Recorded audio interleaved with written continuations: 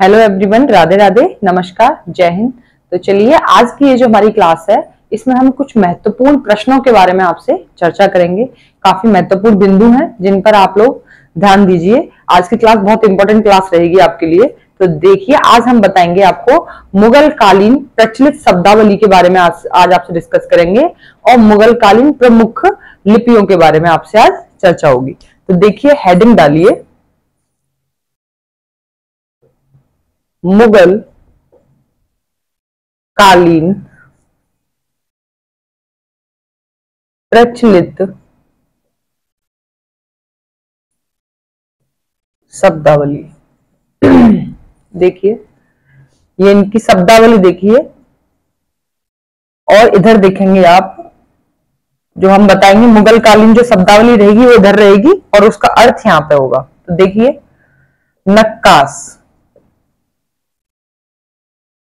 नक्काश बोला गया, नक्काश करने वाले, नक्काश, नक्काशी करने वाले को।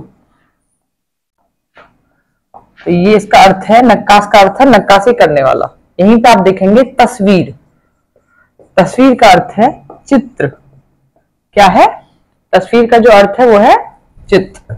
इसी में आप देखेंगे नक्श, नक्श का मतलब है उकेरना या फिर उत्कीर्ण करना। क्या है? उकेरना या उत्कीर्ण करना। देखिए, तस्वीर खाना, तस्वीर खाना, इसका अर्थ है चित्रशाला या कुतुब खाना। क्या अर्थ है इसका? चित्रशाला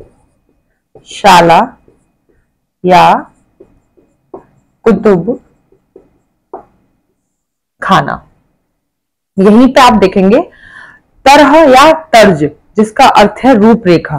देखिए, तरह या फिर तर्ज, इसका अर्थ क्या है? रूप रेखा। तो ये जो थे कुछ शब्दावली के हमने आपको बताई, मुगल शब्दावली, जिसमें नक्काश जो शब्दावली है मुगल कालीन शब्दावली है, जिसका अर्थ है नक्काशी करने वाले। तस्वीर, जिसे बोला गया चित्र, इसका अर्थ क्या है? चित्र। ये मुगल कालीन शब्दावली में बोला जाता है तस्वीर और इसका अर्थ है चित्र। यहीं पे आप देखेंगे नक्श, नक्श का मतलब है उकेरना या उत्कीर्ण करना। तस्वीर खाना, चित्रशाला या कुतुब खाना, इसका अर्थ है। तरह या तर्ज, इसका मतलब है रूपरेखा। तो इसको आप कीजिए और नेक्स्ट फिर हम आपको बताएंगे कुछ और भी शब्दावलियां हैं।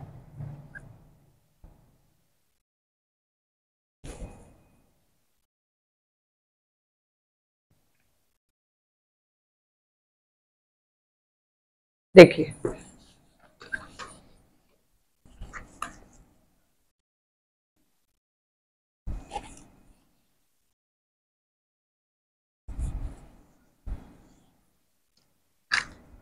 आलिंद, आलिंद, आलिंद का अर्थ है मंजिल।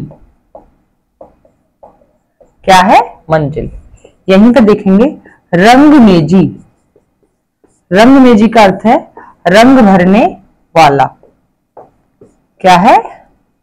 रंग भरने वाला। अब आता है, इसी में आप देखेंगे साहफान, जिल्द या साज को बोला गया है।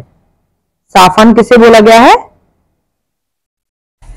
साहफान, साहफान ये बोला गया है जिल्द या साज। इसका अर्थ क्या है? साहफान का अर्थ है, जो कि मुगल शब्दावली, इसका अर्थ है जिल्द या साज। यहीं पे आप देखेंगे इसमें आता है तबक, जिसका मतलब है सोने का वर्क चढ़ना। क्या है? सोने का वर्क चढ़ना। हेडिंग डालिए यहां पे, तबक, सोने का वर्क, सोने का वर्क चढ़ना। दफ्तर, दफ्तर बोला गया है जिल्द। क्या है इसका अर्थ? दफ्तर का अर्थ है जिल्द। यहीं पे आप देखेंगे सफक, तो सफक का जो अर्थ है वो है स्वर्ण के बारीक चूर्ण का छिड़काव। क्या है सफक का अर्थ? स्वर्ण के बारीक चूर्ण का छिड़काव। देखिए ये हो गई जो मुगल कालीन जो भी प्रचलित शब्दावली है। तो देखिए आलिंद जो है एक शब्दावली है मुगल कालीन जिसका अर्थ है मंजिल। रंग मेजी इसका अर्थ है रंग भरने वाला। साफान जिल्द या साज इसका अर्थ है। यहीं पे है तबक, तबक इसका मतलब है सोने का वर्क चढ़ना। तबक का मतलब, दफ्तर का मतलब जिल्द, सफक का मतलब है स्वर्ण के बारीक चूर्ण का छिड़काव। तो ये हो गए मुगल कालीन प्रचलित शब्दावली। अब आप ये इन्हें नोट कीजिए, फिर आप हेडिंग डालेंगे मुगल कालीन प्रमुख लिपियां।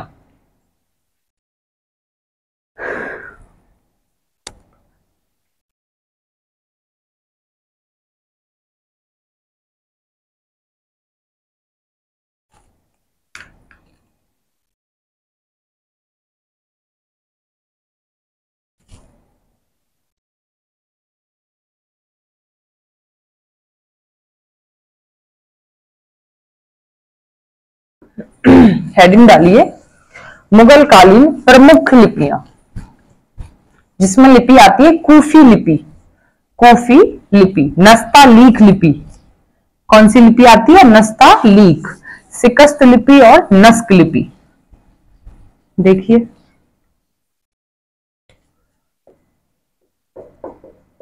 मुगल कालीन प्रचलित प्रमुख 4 लिपियां। देखिए कौन कौन सी हैं। पहली डालेंगे आप कूफी, कूफी लिपि। दूसरी है नस्ता लीख लिपि। अगली डालेंगे सिकस्त लिपि, सिकस्त लिपि। इसी में लास्ट है नस्क लिपि। देखिए ये 4 लिपियां हैं, कूफी लिपि, नस्तालीक लिपि, सिकस्त लिपि और नस्क लिपि। अब इनका अर्थ देखिए। कूफी लिपि होती है बहुत अक्षरों वाली लिपि, बहुत अक्षरों वाली लिपि जो होती है वो होती है कूफी लिपि। यही आप देखेंगे। नस्तालीक लिपि कौन सी होती है? तो कुछ मुड़े हुए अक्षरों वाली लिपि। लिखिए कुछ मुड़े हुए अक्षरों वाली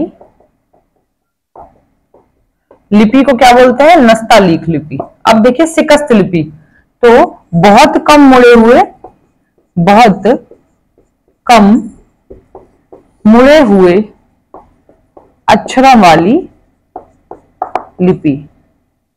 अक्षरों वाली। अब यहां आप देखेंगे लास्ट है नस्क लिपि, सीधे अक्षरों वाली लिपि।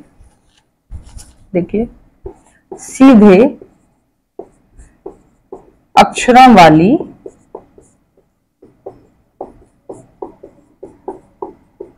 लिपि। तो ये है 4 प्रमुख लिपियां, मुगल कालीन प्रचलित प्रमुख 4 लिपियां हैं। तो कूफी लिपि एग्जाम में पूछा जाए कूफी लिपि कौन सी होती है, और अगर पूछा जाए कितनी लिपियां हैं तो 4 लिपियां हैं। कौन कौन सी, इनका अर्थ क्या है? तो कूफी लिपि को बोलते हैं बहुत अक्षरों वाली लिपि। यहीं पे नस्तालीक लिपि है, इसका मतलब है कुछ मुड़े हुए अक्षरों वाली। फिर आती है सिकस्त लिपि जो कि होती है बहुत कम अक्षरों को मुड़े हुए अक्षरों वाली लिपि। नस्क लिपि सीधे अक्षरों वाली लिपि। ठीक है, तो ये हो गई लिपियां, तो इन्हें आप नोट कीजिए। इसी में कुछ सर्वश्रेष्ठ सुलेखकों के बारे में भी हम डिस्कस करेंगे। अकबर और जहांगीर के समय के सर्वश्रेष्ठ सुलेखक।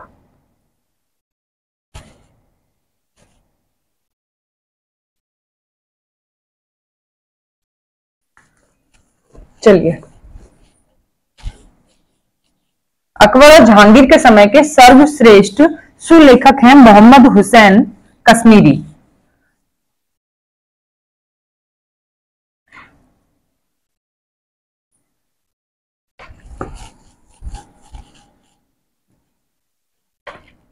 डालिए अकबर एवं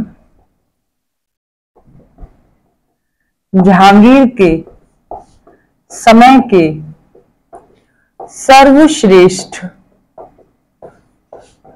सुलेखक। तो कौन है सर्वश्रेष्ठ लेखक? मोहम्मद हुसैन कश्मीरी। कौन है? मोहम्मद हुसैन कश्मीरी। तो ये है अकबर और जहांगीर के समय के। यहीं पे आप देखेंगे जहांगीर के समय के अन्य सुलेखक। देखिए, जहांगीर के समय के अन्य सुलेखक। तो देखिए, अब्दुल रहीम खाने खाना। कौन है? अब्दुल रहीम खाने खाना। यहीं पे आप देखेंगे अब्दुल रहीम हिरबी भी हैं। अब्दुल रहीम हिरबी और मीर अब्दुल्ला।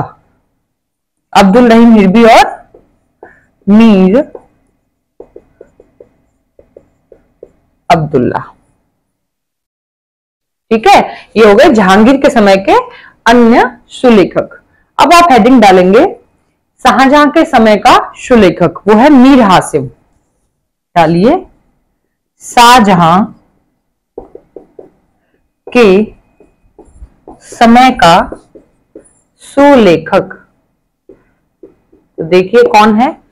मीर हासिम। कौन है? शाहजहां के समय का सुलेखक है मीर हासिम। औरंगजेब के समय का सर्वश्रेष्ठ सुलेखक देखिए,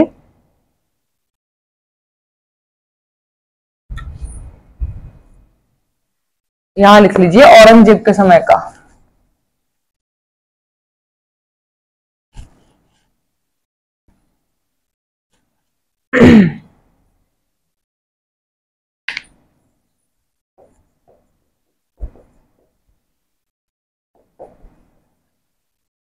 औरंगजेब के समय का सर्वश्रेष्ठ सुलेखक। तो देखिए कौन है? जवाहर रकम। कौन है? जवाहर रकम। ठीक है। जहांगीर और बात की जाए अकबर के समय का सुलेखक, तो आप देखेंगे जहांगीर और अकबर के समय का जो सुलेखक था वो है मोहम्मद हुसैन कश्मीरी। ठीक है, जहांगीर और अकबर के जो समय का जो सुलेखक था वो था मोहम्मद हुसैन कश्मीरी। यहीं पे जहांगीर के समय का अगर बात की जाए सिर्फ अन्य सुलेखकों में, तो अब्दुल रहीम खाने खाना का नाम आता है, इसी में अब्दुल रहीम हिरबी का नाम आता है और मीर अब्दुल्ला का। ठीक है, और शाहजहां के समय का था मीर हासिम। यहीं पे औरंगजेब के समय का जवाहर रकम। तो ये हो गए अकबर और जहांगीर की। खाली बात की जाए दोनों में जो रहा था सर्वश्रेष्ठ सुलेखक, तो वो था मोहम्मद हुसैन कश्मीरी था। और खाली पूछा जाए कि जहांगीर के समय के अन्य सुलेखक भी बताइए, पहले तो उसमें आएगा मोहम्मद हुसैन कश्मीरी था, लेकिन अन्य सुलेखकों में अब्दुल रहीम खाने खाना का भी नाम आता है, अब्दुल रहीम हिरबी का भी और मीर अब्दुल्ला का भी। तो ये हो गया आज आपकी जो इंपॉर्टेंट क्लास रही है वो यही है। इसमें से कोई ना कोई क्वेश्चन आपका एग्जाम की दृष्टि से आता ही आता है। काफी महत्वपूर्ण क्लास है, इसे आप अच्छे से देखिएगा। चलिए, कोई भी आपको क्वेरी कमेंट सेक्शन में आप पूछ सकते हैं। आज के लिए इजाजत दीजिए। नमस्कार, राधे राधे, जय हिंद।